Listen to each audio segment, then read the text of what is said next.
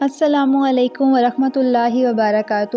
ایک نوجوان بتاتا ہے کہ شادی کی پہلی رات ہم ایک دوسرے کو دیکھ کر رات دیر تک ہنستے رہے کہ یہ ہم نے کیا کر دیا، لیکن ان کہکوں کے پیچھے فکر ہم دونوں کے چہرے پر عیاں تھی۔ شادی جو کہ جلد بازی اور خاندان والوں کی ناراضگی سے ہوئی تھی، سو منہ دکھائی کے پیسے میرے پاس نہیں تھے۔ ایک دوست سے ادھار لے کر سونے کی ہلکی سی انگوٹھی اسے دی تھی، لیکن اس نے یہ کہہ کر واپس کر دی کہ میں تمہارے حالات سے واقف ہوں، جن حالات میں شادی ہوئی ہے ان حالات سے بھی واقف ہوں، سو جب خود دلا سکو گے تب ہی لوں گی۔ میں نے تھوڑا شرمندہ ہوتے ہوئے پوچھا، بتاؤ تمہاری سب سے بڑی خواہش کیا ہے، میں کسی دن وہ ضرور پوری کروں گا۔ اس نے تھوڑی دیر کے بعد کہا کہ زندگی میں بس دو خواہشات کے لیے اللہ تعالیٰ کے سامنے گر گڑائی ہوں، ایک اپنا گھر ہو، چاہے چھوٹا سا ہی کیوں نہ ہو مگر اپنا ہو، اور دوسرا میرے سامنے ہے۔ ہم دونوں نے ایک دوسرے کا منہ دیکھا اور مسکرانے لگے۔ پسند کی شادی میں عورت سب سے پہلے اپنے گھر والوں کی سنتی ہے اور بعد میں سسرال والوں کی، اور وہ ساری کشتیاں جلا کر آئی تھی۔ اب اگلی ذمہ داری میری تھی۔ اس کے توسط سے لاہور میں کال سینٹر میں مجھے جاب مل گئی، لیکن میں کبھی بھی اپنے شہر سے نہیں نکلا تھا۔ ایک انجان شہر میں جانے کے لیے مجھے تھوڑا سا سرمایہ درکار تھا۔ ابو سے مجھے 10,000 ملے۔ اگلے دن ٹکٹ تھی۔ رات کو میں حسابوں میں مصروف تھا۔ وہ میرے پاس آئی۔ اس نے زور سے اپنی بند مٹھی کھولی اور میرے سامنے کر دی۔ میں نے کہا کہ تم فکر مت کرو، میرے پاس پیسے ہیں۔ وہ کہتی کہ جھوٹ مت بولو، مجھے پتا ہے تمہارے پاس پیسے نہیں ہیں۔ میں خاموش رہا کیونکہ پیسوں کی ضرورت مجھے تھی۔ وہ میرے پاس بیٹھ گئی اور کسی ماسٹر پلان کی طرح مجھے سمجھانے لگی۔ میں نے ایک پلان سوچا ہے۔ کیا؟ تمہاری گندم گاؤں سے آتی ہے نا؟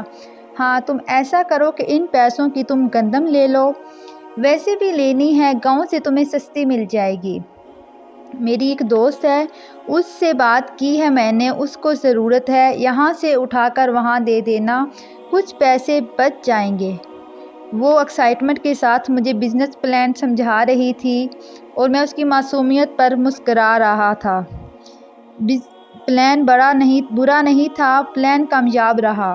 پلان ہم نے گھر والوں سے مخفی رکھا، لیکن جب میں گھر پہنچا تو رات کو ہم چھوٹے بچوں کی طرح پیسے گن رہے تھے، جیسے بچے اپنی گلک توڑنے کے بعد گنتے ہیں اور ان کو پورا حساب ہوتا ہے۔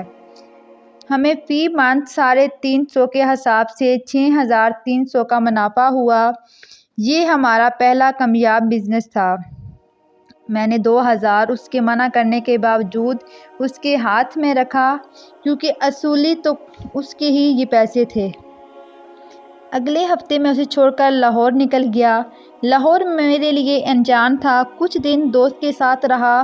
جب بعد میں اپنی رہائش ڈھونڈنی اور روٹی دال کا بھاؤ پتہ چلنے لگا تو رہائش اور ماہانہ خرچ کا حساب لگایا۔ یہ میری سوچ سے تھوڑا زیادہ تھا۔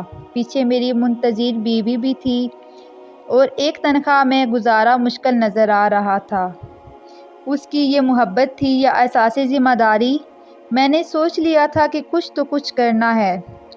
اس نے اگر میرے بھروسے سب چھوڑا ہے تو اس کا بھروسہ نہیں توڑوں گا۔ میں اپنے کال سینٹر کے قریب کام ڈھونڈنا شروع کیا تھا۔ اتفاق سے مجھے وہاں ایک ریسٹورنٹ میں جاب مل گئی۔ صبح 5 تا شام 7 بجے تک کال سینٹر میں تھا اور وہاں سے آ کر میں سو جاتا تھا۔ وہاں رات 12 بجے نائٹ شفٹ پر ریسٹورنٹ، وہاں سے مجھے 2 وقت کا کھانا بھی مل جاتا، جس سے میرا کافی خرچہ بچ جاتا تھا۔ کال سینٹر کی تنخواہ 15,000 تھی، جو کہ کمیشن ملا کر قریب 25,000 بن جاتا تھا، اور ریسٹورانٹ والے مجھے 8,000 دیتے تھے۔ اس اضافی کام کا میں نے گھر نہیں بتایا تھا، ورنہ میری بیوی کبھی مجھے یہ نہ کرنے دیتی۔ مہینے کے بعد گھر گیا تو 12,000 اس کے ہاتھ پر رکھ دیے۔ اس نے چمکتی آنکھوں کے ساتھ اس کو 3 دفعہ گنتی کی اور اپنے پاس رکھ لیے، اپنا حق سمجھ کر۔ اس کی وہ خوشی میرے لیے کائنات میں سب سے محبوب چیز تھی۔ میں اسے اپنے ساتھ لے جانا چاہتا تھا، مگر وہاں کے حالات اس کی اجازت نہیں دیتے تھے، اور اس نے بردباری کی انتہا کرتے ہوئے خود ہی منع کر دیا۔ اس کی دعائیں تھیں یا اس کا جھجک تھا، مجھے وہاں ایک اور نوکری مل گئی۔ وہاں میری تنخواہ 40,000 تھی، جو میری سوچ اور ضروریات کے مطابق کافی زیادہ تھی، اور محنت کی عادت مجھے پہلے سے ہی تھی، تو وہاں فارغ وقت میں بینکنگ کمپنی میں نائٹ شفٹ پر نوکری کر لی۔ یہ کام ریسٹورانٹ سے کافی بہتر اور صاف ستھرا تھا، اور تنخواہ بھی مناسب تھی۔ اس نوکری کا میں نے اسے نہیں بتایا تھا کہ میں اسے سرپرائز دوں گا۔ اس دفعہ میں جب 2 ماہ کے بعد گھر گیا تو اس کی سالگرہ تھی، اور گھر والوں کے سامنے ہم انتہا کے میچنے تھے۔ ان کو ہم کچھ بھی نہیں بتاتے تھے۔ ایک چھوٹا سا کیک 7 لوگوں میں تقسیم ہوا۔ رات کو جب ہم اکیلے ہوئے تو اسے ایک ڈبہ پکڑا دیا۔